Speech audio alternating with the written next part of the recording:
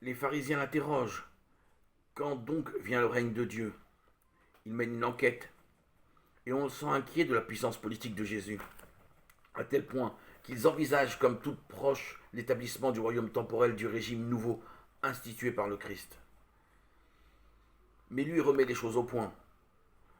Ce qu'il veut, ce sont les cœurs inutiles d'attendre l'apparition du nouveau régime.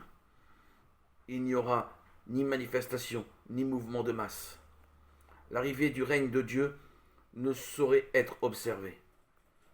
Pas non plus de complots et de partisans pour prendre le pouvoir en troublant le pays. Comme si l'on pouvait dire, voici, il est ici ou bien il est là.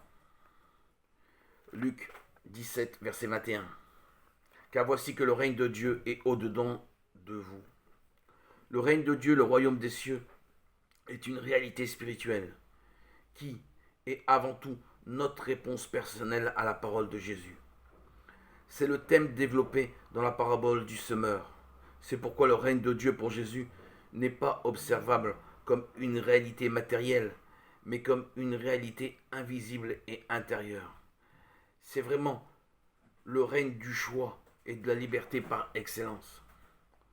Aux pharisiens inquiets du temps où va s'installer le royaume du Christ, et ils pensent bien sûr à une prise de pouvoir, Jésus répond donc que la grande espérance du royaume de Dieu n'a rien de politique.